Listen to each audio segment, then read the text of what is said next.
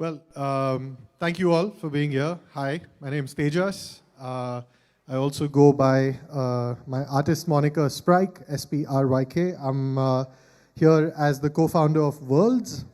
That's spelled with a V. You can see our beta platform on screen. You might have seen the title of the talk. I'm talking about how creators are going to build the metaverse. But before that, I got to, differentiate between what really is the metaverse and all the other garbage that's out there. So if you ask me, I've been working in music, media, entertainment, augmented, virtual, every other kind of reality I could get my hands on for about the last decade. And what I've realized is that the idea of the metaverse is forever a utopia. We're not in the metaverse today, we weren't in it yesterday, and we're probably not going to be in it tomorrow.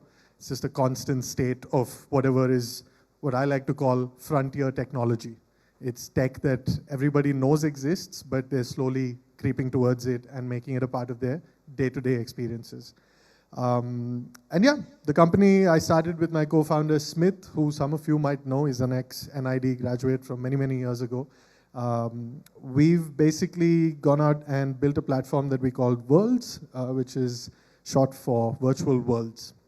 Because that's the single aspect of what we now call the metaverse that we're super interested in the virtualization of spaces, virtualization of assets, experiences, and generally social interactions. And we've got a stall outside where we're showing people what we've built so you can actually try it on, hands-on. Today is the first day we're letting people out in the wild try this, so please come trash us and be nice, I guess, if it's not working. But yeah, I think in a nutshell, a lot of this was reactionary to COVID, right? When the lockdown happened, suddenly, at least me, my team, my co-founder, we all come from creative practices and we all went, shit, what are we going to do now? Because no one can gather in physical spaces. There's nowhere to showcase the new film that we worked on or nowhere to perform the music I just wrote. And we started looking for ways to still be able to express our work through virtual mediums. Now, before I go further, can I just sort of talk to you guys and find out how many of you in this room are animators, creators? Okay, cool. And what are the other parts of the room like? Do you work with brands? Do you work with strategy? Are you just curious? Do you just like things that look cool? Yeah? Students. Okay, great. How many students? Okay, awesome. There we go. So clearly, all of us in the room know that feeling, right? Of just being stuck and being like, shit, what do? We don't know when this ends. And suddenly all our jobs were non-essential, so we didn't know what to do with ourselves. So what we started doing was trying to figure out how to build a virtual experience, invite our community in there to check out some cool digital art. Because that's what we are, we're digital artists. And we struggled, primarily because at the time, Facebook had still not stolen Meta. And every other association to the metaverse was basically crypto. So I want to start with that and say we're not a crypto company. We're not shilling cryptocurrencies. We're not trying to sell NFTs. We're not in that business at all. If you want to, you can do it on the platform. That's not a problem. But yeah, we decided to try and build experiences and struggled because there were so many barriers to entry. You need to either have X amount of money that you can pay, or you got to hold this NFT that only 50 people were able to buy because some monkey in some color was available only for 2 hours. And we just saw a problem with that. This is not how this was meant to work, right? Imagine if everyone had to go through this rigorous process before uploading something onto YouTube. YouTube wouldn't be YouTube, and so many creators wouldn't exist. The creator economy wouldn't exist. So we started taking on that challenge and being like, pardon my language, but fuck it. We don't need these platforms. Let's try and do it ourselves. So we started building, failed multiple times. We tried going live in October of 2020, failed miserably, didn't stop, we kept developing. And what ended up happening is we started building the platform more from a product lens of what are these problems that we were facing, because inevitably these are problems other creatives are going to face as well. So how do you build these experiences without knowing how to design a game? Because designing games is hard work. Costs a lot of money also. But there's a lot of people that work with 3D.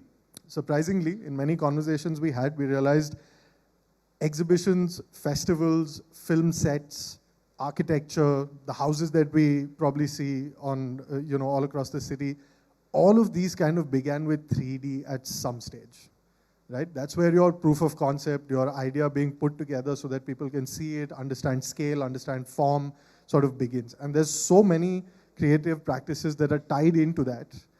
And there's just really no way to publish that material. It's, everything has to be rendered, for which you've got to wait a long time, or you've got to pay some render farm. And once you do get that render, it's like hyper-compressed on Instagram or on some other platform, and then you share that with someone. But it made us think, if you're making it in 3 dimensions, and you know that it is spatial in nature, why not allow people to experience this content in a spatial manner? Why do they have to watch it in a linear manner? And that's where I'm going to come to my actual point, which is formats are very important.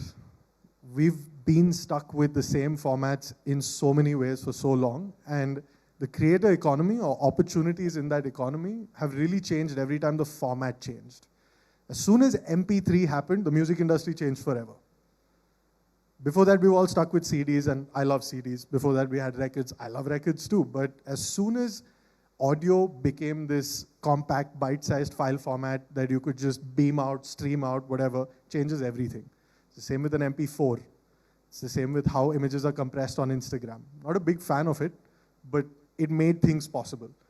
And as a team, we genuinely started believing that that hasn't happened for 3D yet, not the way we envisioned at least.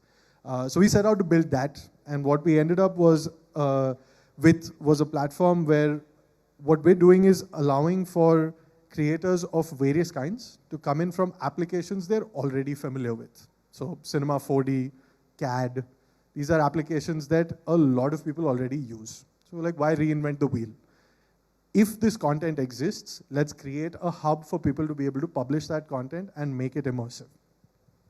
Now, why do you make it immersive?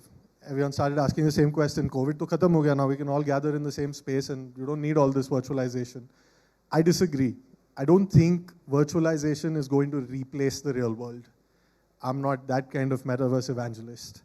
It's ridiculous to think that a music concert experience in the real world and the virtual world is going to be the same. It's not. When a speaker plays the music at scale, you feel it in your body and it's different. It's the same with human connection inside the same physical space. But the opportunity of doing things virtually is very different. It's very nuanced. It comes with new possibilities. And like I mentioned earlier, new formats, new possibilities always bring new opportunities. It brings for new revenue sources. It brings for new marketplaces. It brings for new ways in which creators, brands, anyone really can express themselves. So with that, I think I don't want to go on and on too much about what we've built. Instead, I would like to make this interactive and hopefully answer any questions that you might have about why the metaverse, what about the metaverse is cool, what about it is not cool, why we have these funky little avatars. And parallelly, I'm also going to try and connect to the internet, which I'm struggling with in this room, and get you a live demo of what we made for AGIF. And while that's loading up, I can tell you a bit about what we did, right? So we started speaking to the AGIF team about, I want to say about 2 months ago, 2.5 months ago. And they told us they were doing this amazing festival. We were friends from before. And it sort of gave us the opportunity to think, hey, you know what? We've been building this for creators. What better place to show it off, right? Rather than in rooms full of creators. So we started working with Pratik's team at Trip. And they started putting together this 3D space. And what we've got is a virtual festival site that people who are not physically present in Bombay right now can come in through their web browser. That part was important. I like VR. I've enjoyed it in the past, but let's be honest, it's annoying. It doesn't work very well. You can't put on a VR headset in an auto going home. But what we can do is use laptops that everybody has, browsers that most people that have laptops have, and eventually getting to mobile devices that pretty much everyone has. So we wanted to build for actual use cases as opposed to edge cases where virtual reality headsets come into play. So I've got my internet now, and what I'm going to do is, wow, this is weird looking at a screen and navigating like this. I'm going to try. So what we did was put together a virtual festival site where we've got parts of the curation the official selections of the short film that can be experienced. We've also got social features where users can come in and also interact, host meetups, get to know each other, do any number of things really. And the evolution of this goes into, once this festival is over this weekend, where does this community go? Because unfortunately, platforms like Instagram and Facebook require for AGIF to keep paying them and ad money to reach all of you, so that you can see your posts and you can find out what they're up to and so on and so forth. So we're kind of looking at it differently in that sense, where this now becomes a permanent space in the metaverse for the AGIF community. Anytime you have something to share, to contribute with this particular community, you've now got a place to come back to. And we hope that this doesn't turn into an Instagram where you only come to consume, but rather you have a two-way channel of communication, not just with the people organizing the space, but also others in the space that come with curiosity or with enthusiasm for their interests.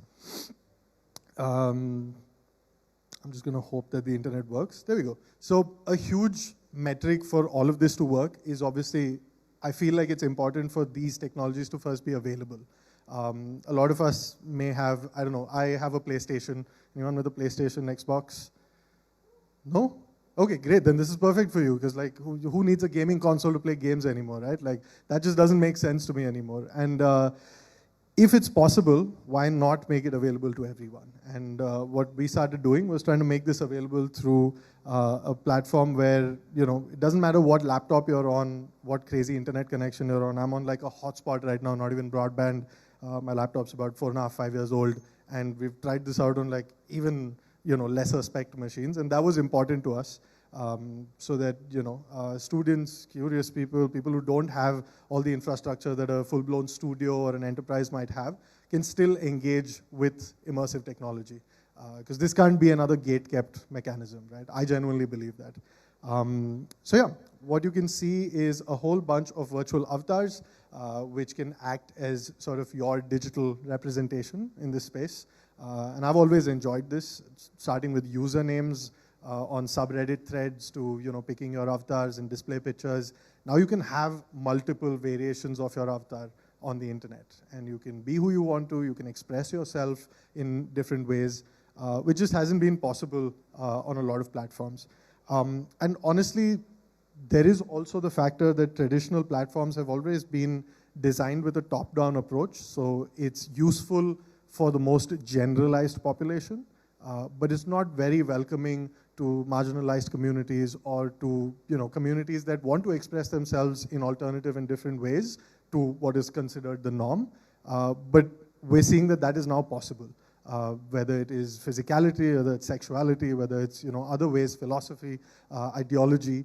Being able to color your character and your space and create environments that provoke people in different ways is super exciting, not just for arts, commerce, education, whole bunch of stuff. So I'm going to pull up one of the avatars that we made just earlier this week, actually, and I'm going to hit join. And what that does is it starts loading up a system where we can jump into a set of rooms. Now again, this is meant to be a social experience, but at the same time, the user gets to choose how social or not social they want to be.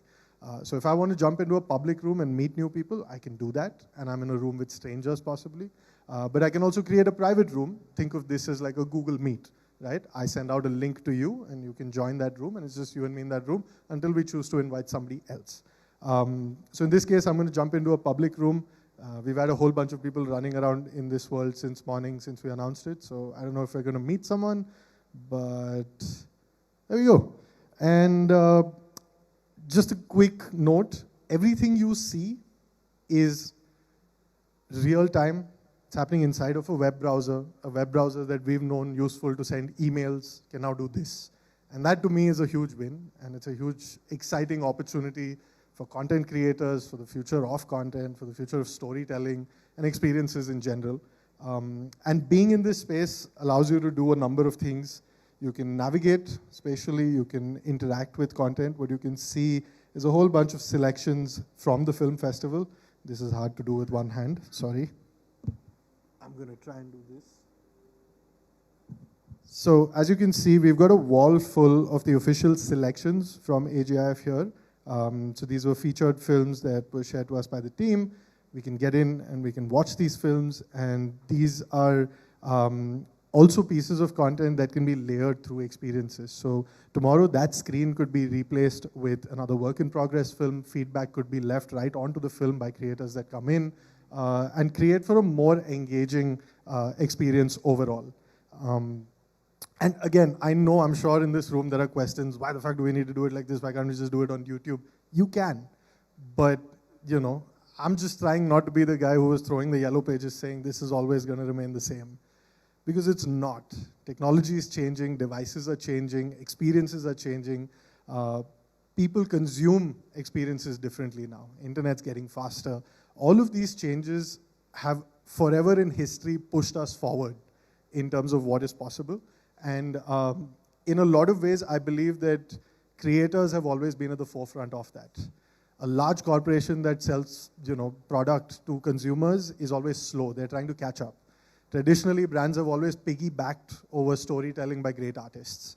And I just feel, we as a team feel that this is an opportunity to think of experiences differently, serve experiences differently.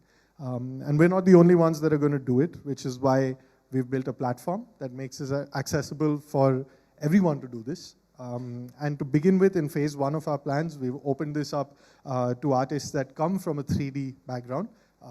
But what we're also doing is creating templatized spaces that don't need to be modified through 3D pipelines or 3D softwares. And you can just come in and upload your content, image, text, audio, video, formats we're already familiar with, and start from there.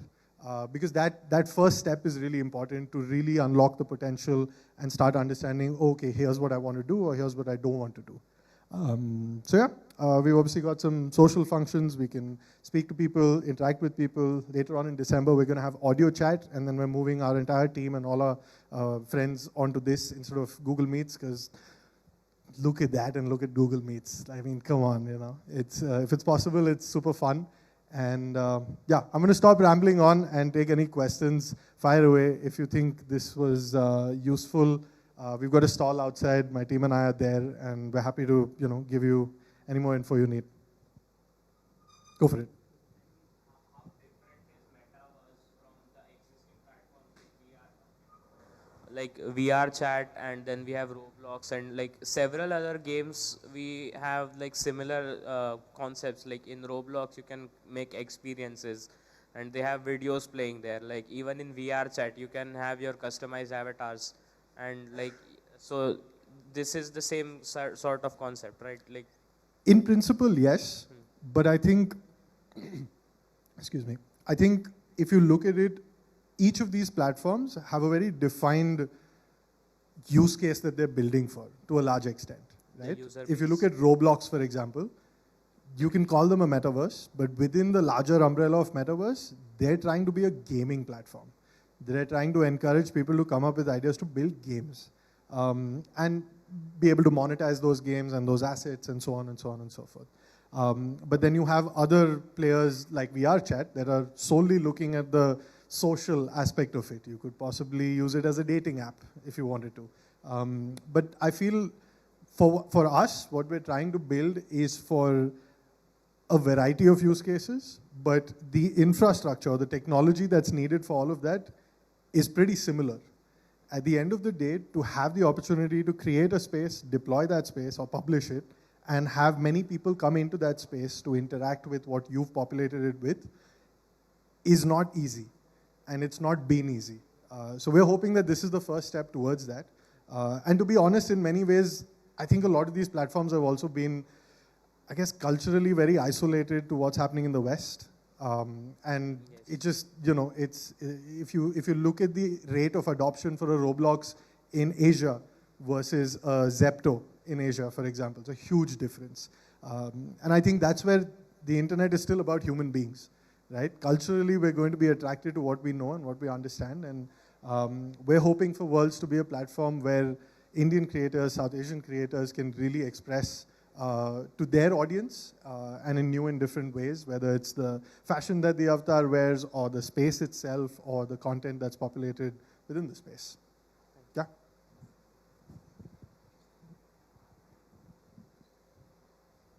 Anyone else? Yes, please.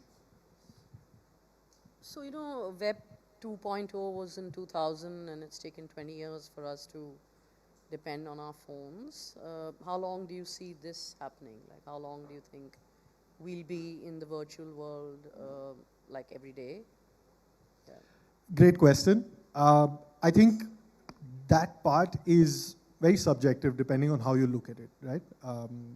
I think if you look at work, the idea of work is, it differs a lot between what kind of work you can do in the metaverse, what kind of work you need to do in the metaverse, and so on. I felt this way about VR.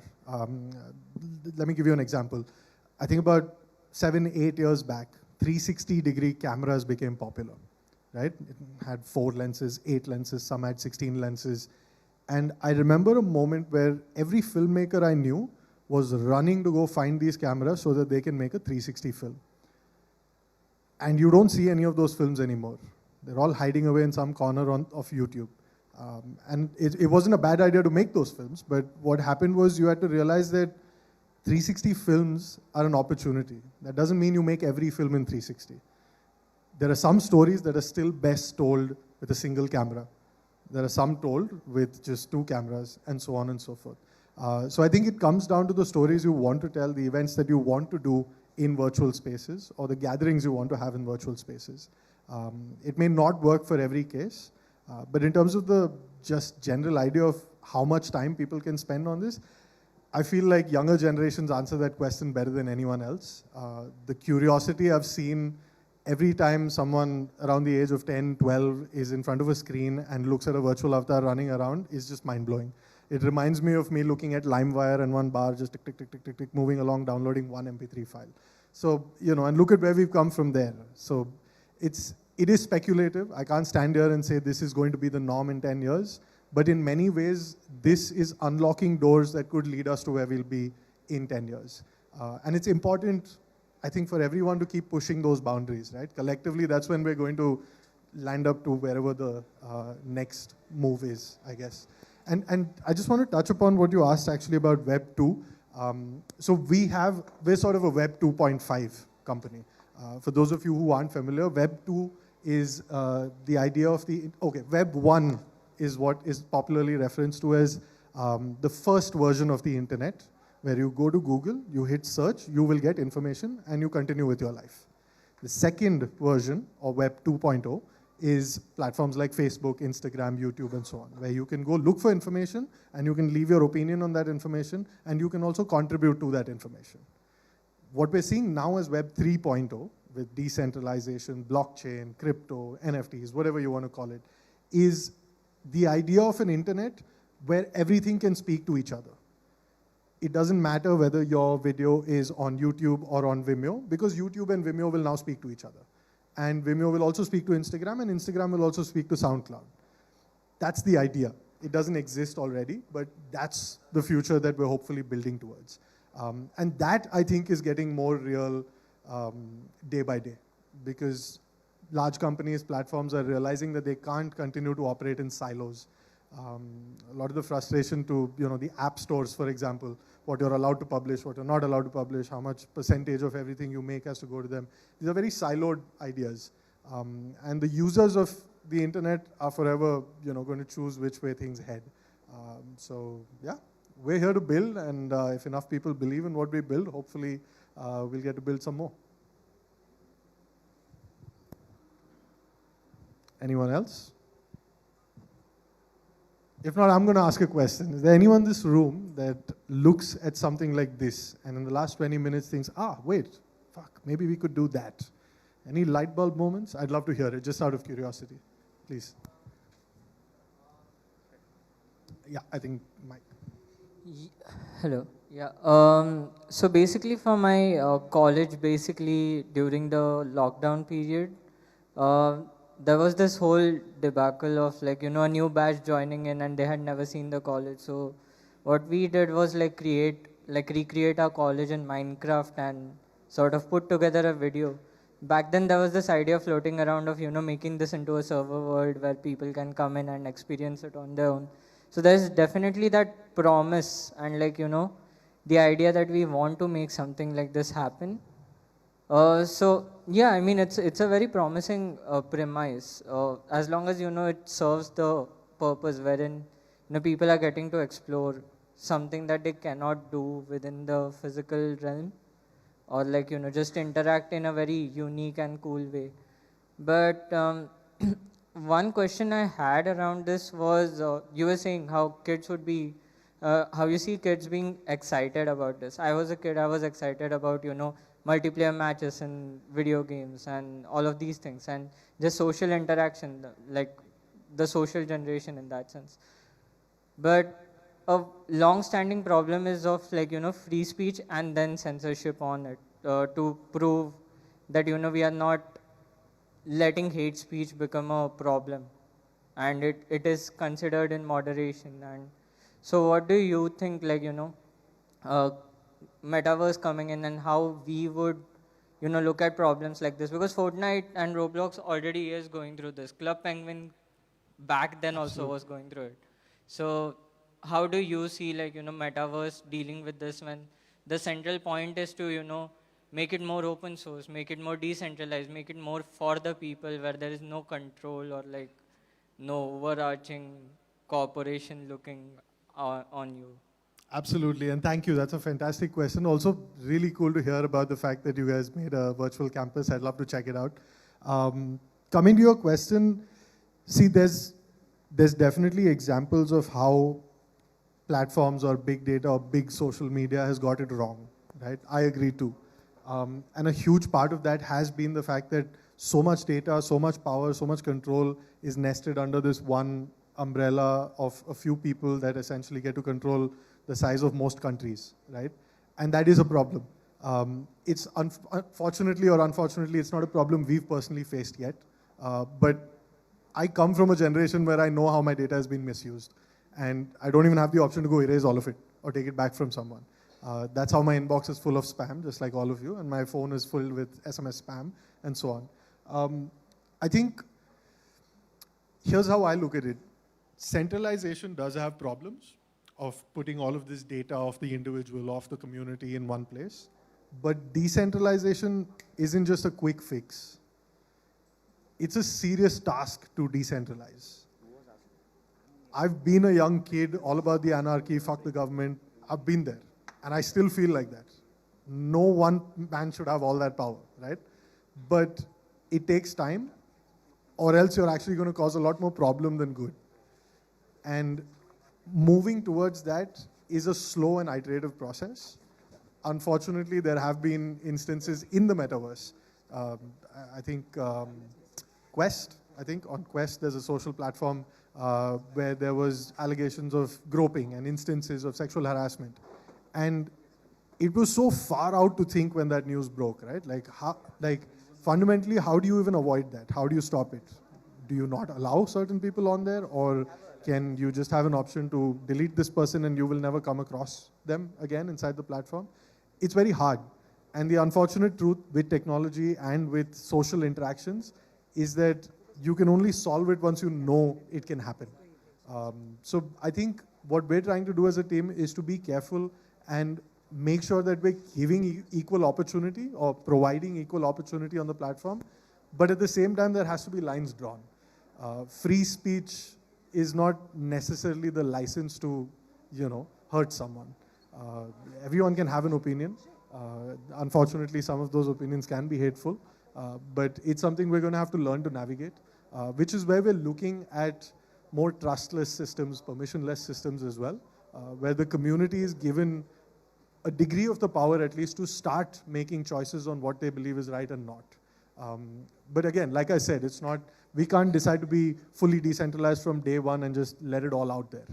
Because at the end of the day, someone has to be responsible. Someone has to say that if something goes wrong on XYZ platform, I'm going to stand up and I'm going to fix it. And without that, it could end up in complete chaos. But it is still very much important. And I think those learnings will only come from more conversations around this.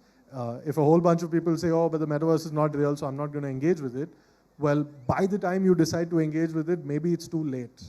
And you weren't familiar with the foundations of how it was all set up. So I think being involved, trying to learn more, trying to share more, and also challenging concepts, right? There's nothing to say that we have it all figured out because we went and built this. It's going to be important for us to learn from people who come back and say that, oh yeah, well, I'm uploading my content, but then what happens if XYZ happens? So that we can then put our heads together and be like, oh, okay, how do we address that? And that conversation is honestly what we're hoping to have. What I can confidently say is that we're not tech bros, both my co-founder and I. We come from art and culture spaces. We've been musicians and designers for all our life. It gives us a bit of a, we're on the back foot a little bit in the tech industry because of that. But at the same time, at least we know what we're trying to build is for people who are trying to tell great stories and create experiences. And I think if you get that right, most often, if you have the people understand what you're trying to do, the rest kind of falls into place. It's still hard work and commitment though. So I hope we can do it. And again, anyone in this room that has ideas around that would love to discuss that and yeah, talk more. Yes, please. Yeah, there's a mic coming.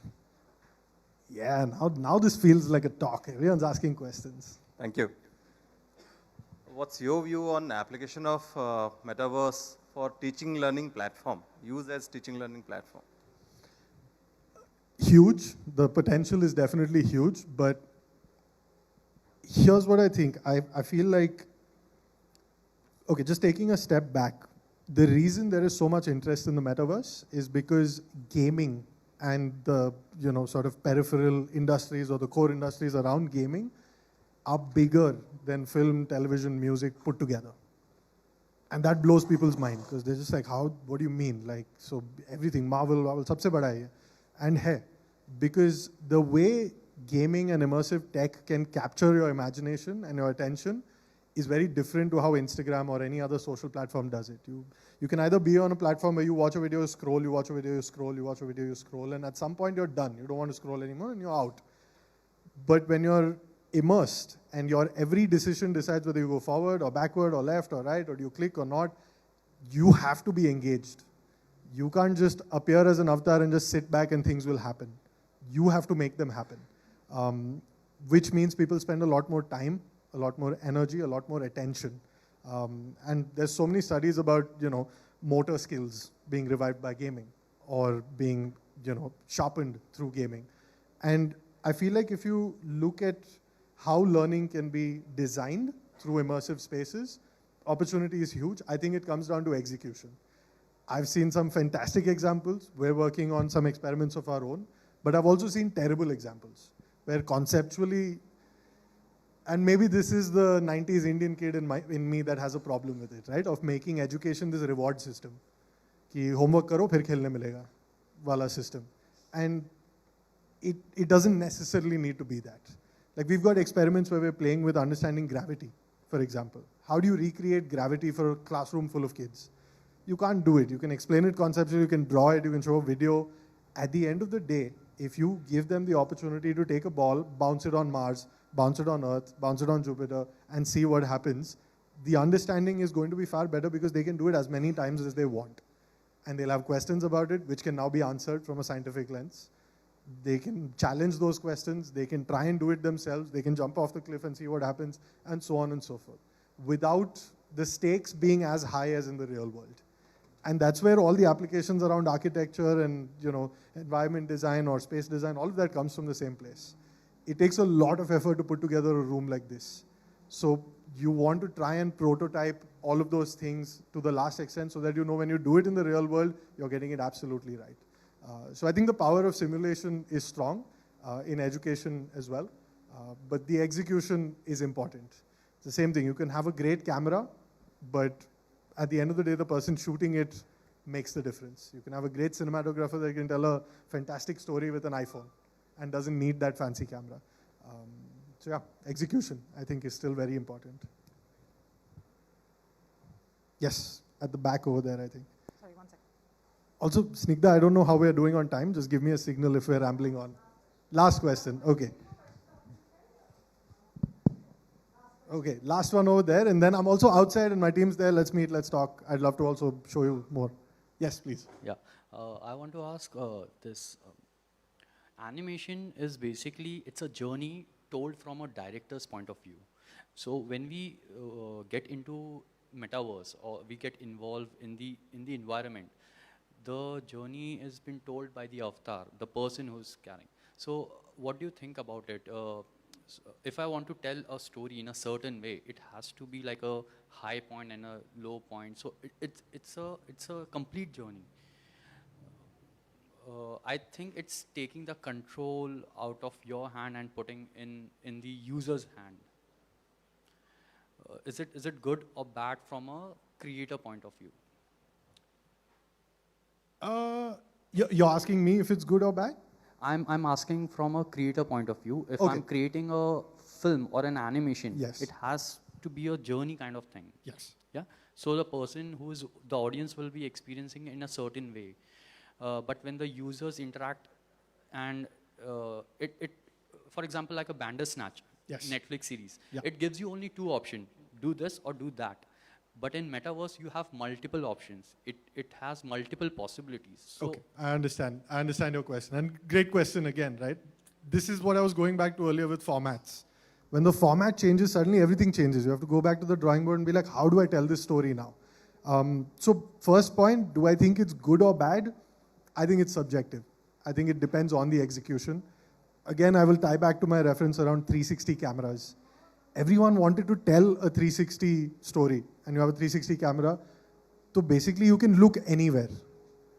But a lot of those filmmakers came from the idea of a script told from a perspective. Suddenly, in a 360 camera, your perspective is gone. Now the person viewing the film decides which way to look. So your action could be happening here, but the user is looking there. So they've missed the plot completely.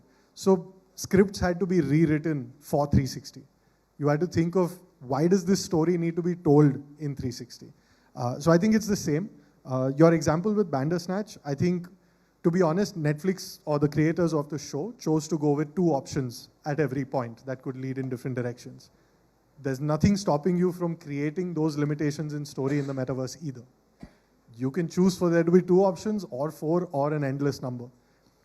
It comes down to the execution of what you want to put in the user's hand and how much control you want to retain to guide them through an experience. And video games are the perfect example of this, right? I think the way I've felt about stories told in video games is unlike any other format I've seen. I'm just a big fan. Like, I've seen some phenomenal movies and they can really pull at your strings, but there's something very different about being the character in the story and you feel it all happening to you, or you're a part of whatever is happening. It's very different. And there I think creators have to think about how to tell stories differently. Maybe you don't continue to tell the same stories we've been telling for 100 years.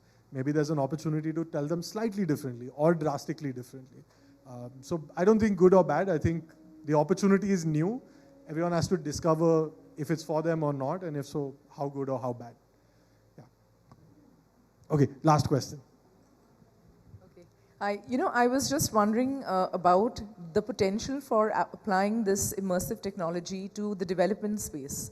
And this just, I was sort of joining the dots. I was reading a book called The Uninhabitable Earth, and the writer talks about how there's a sense of great apathy. No one's waking up to environmental problems and so on. And I'm just wondering if this could be harnessed effectively to get people, you're literally getting into the skin of someone, right? So to make people a little more aware, more intimately aware of what's going on, whatever part of the world, just to get them to act on environmental problems. The question is, do you know of the successful application of this in the development space? Examples where it has been used and the success, people are actually moved to action because they're getting into the skin of somebody else or some. Absolutely. I think, again, great question. I feel, how do I frame this? There are excellent examples, but not at an end user level. Not at a website that I can point to you off the top of my head, but essentially what you're doing is you're simulating reality. And what that allows you to do is either replicate what happens in the real world, or you can start saying, but here's another layer of things that doesn't exist in the real world. Here's what it could look like 10 years from now, and so on and so forth. That speculative part of design or iteration becomes possible, right? And there are examples of this when, so many bodies around the world that look at the climate crisis, for example, are simulating what happens when, I don't know, how many of you are from Bombay? Yeah? Okay, you must have read in the newspaper, Bombay is going to be underwater in 2040. And for a day, it's trending on Twitter, next day everyone forgets about it. And it's been like that. It's been about the rainfall, it's been about the marshlands, it's been about all of these different things. Because we see one render, one clip somewhere, and that's it. It comes and it goes. But once you give people an interactive approach to it, possibly, I'm not saying this works necessarily, but if you give them the option to choose, an instance could be, do you dispose your trash in this way or do you dispose your trash in that way? Now you can simulate what happens in either of those situations. If you dispose your trash this way, realistically your environment can change like this. And it can change over 1 year, over 5 years, over 10 years, and so on. But if you make the other choice, it might happen entirely differently. So the design process of that can be quite unique. Again, requires a lot of effort, a lot of research. It has to be a committed process because it's much harder to often create these experiences than making linear content. And that's why we're trying to build what we're building, to make this more accessible for someone who can't develop video games to be able to make an immersive experience. I think the opportunity to tell stories, concepts, ideas differently becomes really cool then. Or at least I hope so. Okay, cool. I'm not going to ramble on. Thank you very much for your time and patience. I hope that was useful, insightful. If you have any more questions, let's meet outside. Thank you. Thank you so much, Tejas. Oh, wow. Yay, so sweet. And before I leave, everyone please go to vorlds.com, vorlds.com on your browser, on your laptop. For now, we're not on mobile devices. Please sign up, check it out. There's a feedback option. Give us all your feedback. Tell us if it's crap. We'll try and make it better. And yeah, hopefully see you all in Worlds, on Worlds, in the Metaverse. And also, please go check out the AGIF space. It's really cool. Please feel free to interact more. I guess you guys would have already seen the World stall. It's right there, right next to the schedule in the area. Thank you, Tejas. Thank you very much. See you all.